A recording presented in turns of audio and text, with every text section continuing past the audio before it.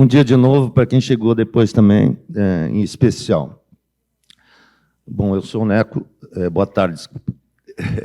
Sou o Neco, até eu estava sentado ali antes, o pessoal riu quando falaram o nome da tese. Esse não é o nome da tese, mas como a gente mandou, né, foi entendido assim, né, porque era um título do texto de conjuntura. Bom, eu represento aqui, já que atua na universidade, nas universidades brasileiras, uma corrente sindical que assim, se orienta pela CTB, Central dos Trabalhadores e Trabalhadoras do Brasil, que tem atuação em vários sindicatos da nossa base, inclusive aqui, evidentemente, né, e na FASUBRA, né, a nossa federação.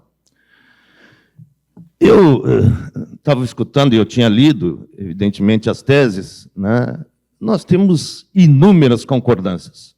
E aqui, a começar pela fala do Rui e a Lucia agora, aqui nós não temos inimigos, como tem em outros movimentos sindicais, inimigos de direita mesmo, né? Ou conservadores ao extremo, que o valha, né? Aqui não. Nós somos todos trabalhadores conscientes, alguns mais organizados, outros menos, em correntes políticas, com viés de esquerda. Então, eu queria começar com isso, né? Primeira coisa, limpar esse terreno.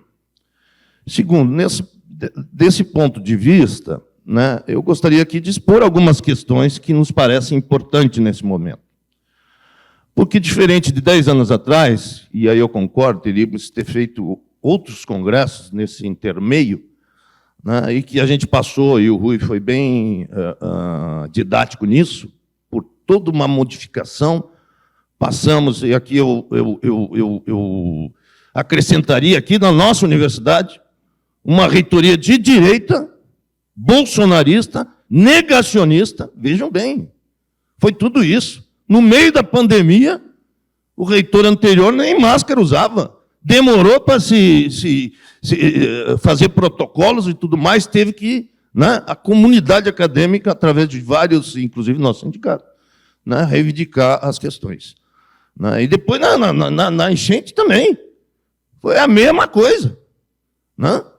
Vejam bem, conseguimos derrotar esse modelo. Né? Hoje temos uma reitoria democrática, pela primeira vez aqui na URGS, eleita paritariamente, luta histórica nossa. E que tem que avançar, evidentemente. Né? Mas, assim, gente, a gente está vivendo um momento histórico similar, não igual, e aí eu também quero dizer... Depois, agora, nós vamos ter o painel de conjuntura, que pessoas muito mais qualificadas que eu, ou talvez até os que têm me antecedido, podem nos aprofundar esses debates. Né? No mundo, gente, similar, não igual, aos anos 20 do século passado, anos 20 e 30, que é o ressurgimento do fascismo, do nazismo mesmo, da extrema-direita, que, inclusive, governou também o nosso país agora recentemente. Só não fez mais estrago por causa da nossa resistência e das correntes de esquerda. É importante que se diga, né? Porque teria sido pior. E que levou, inclusive, eu quero fazer já esses ganchos, né? A necessidade de se fazer uma ampla aliança para derrotar esse campo. E que está vivo. Todo mundo acompanha, gente. Qualquer pesquisa que se faça no povo brasileiro, um terço, no mínimo, é bolsonarista. Por outro lado, um terço é lulista, muitas vezes acrítico. E outro terço, não sabemos para onde vai. Então, esse governo de frente, que foi necessário para derrotar a extrema-direita eleitoralmente, por uma pequena margem, hein, gente? Está vivo, pode voltar e aprofundar o estrago que fez. Entende? Então, esse é o pano de fundo. Né? Agora, evidentemente, com essa grande frentão, que tem liberal, tem conservador no meio, que está dentro do governo Lula, né? Se torna mais difícil. E aí eu tenho concordância, a gente tem debatido já desde o tal do arcabouço fiscal, que foi assim, uma melhoradinha no teto de gasto.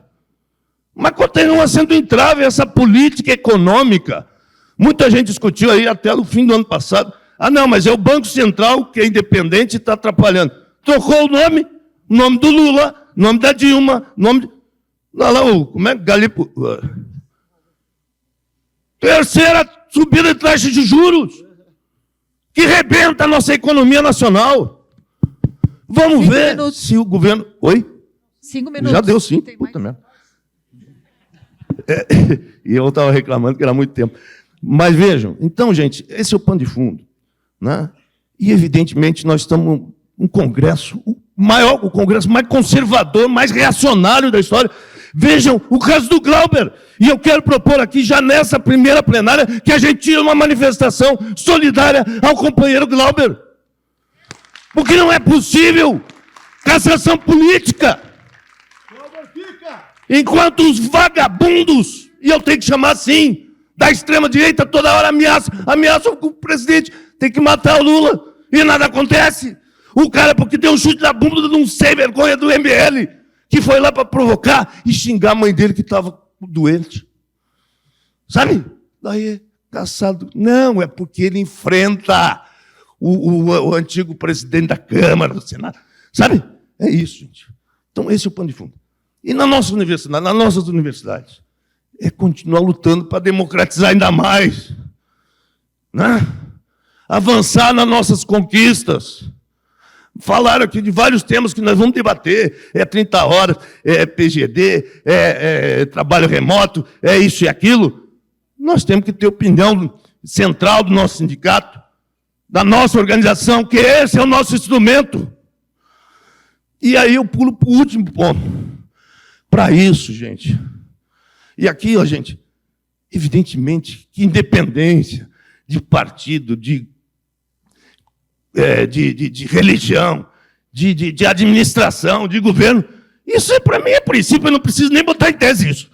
Isso é princípio de nós todos, eu acho. Evidentemente, nós não fizemos uma greve ano passado, em pleno governo Lula, que eu defendo, e não enfrentamos.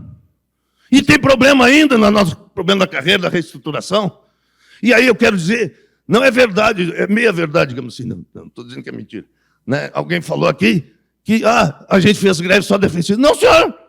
Nos governos de esquerda a gente fez greve ofensiva, conquistamos o PCCTAI, e essa última não dá para dizer que foi defensiva, porque foi para a reestruturação da nossa carreira, ué. Que papo é esse?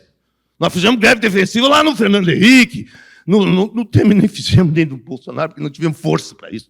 Vejam bem. Então, a importância de ter um governo democrático para a gente lutar mais.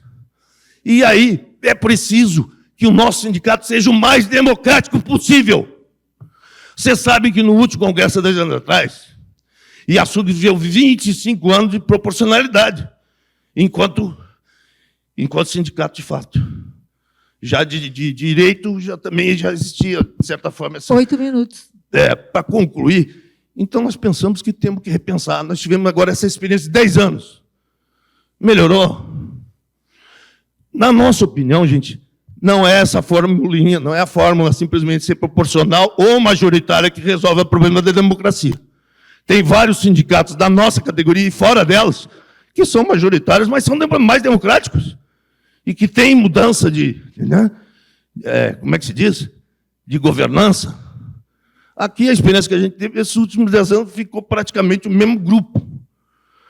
E eu não estou dizendo que é culpa dos companheiros e companheiras que estavam lá à frente, não. O problema aqui não é moral e não é, individual. Mas é que isso, de certa forma, ajudou, que também não é só esse fator, mas ajudou o afastamento da base da categoria, como quem já falou aqui. Então, nós defendemos, primeiro, acabar com essa excrescência, que isso foi acoplado ao fim da proporcionalidade, de não ter suplente. Que papo é esse? Como alguém falou, acho que foi a Mirella aqui, teve caso de gente que nem estava na categoria, foi ser coordenador depois. Não teve um voto. Entrou depois e foi indicado para ser coordenador no lugar do outro. Não pode, gente. Isso não pode, isso não existe. Mas, segundo, voltar à proporcionalidade qualificada. Que todo mundo está, porque a gente precisa a maior unidade possível daqui para frente. Isso se reflete, para concluir, quem esteve participando da greve ano passado sabe, todas as nossas, digamos assim, visões diferentes, mas a ação concreta nos leva a ter unidade. E é isso que o sindicato tem que fazer a partir da sua coordenação. Cria mais problema, cria mais debate. Tem que dar mais tempinho ali, vamos reunir, vamos ver consenso, vamos ver aqui. Bom, eu convivi com vários aqui, e por fim mesmo, para mim, a falsa polêmica. Gente, aqui eu estou vendo vários, começar Acabou pelo o Rui, tempo. que teve cargo de direção nessa universidade, foi prefeito, foi vice-superintendente, tem o Silvio aí, que foi pró-reitor, tem vários. Nunca se afastaram da luta, mas não precisou ter uma determinação, ele não vai concorrer ao sindicato. Não precisava. Isso é da lógica, é evidente se eu estou com cargo de direção e eu não estou lá. Então querem inventar uma coisa agora para querer, no fundo, na minha opinião, é tirar algumas pessoas que estão na luta e afastar do nosso sindicato. Obrigado.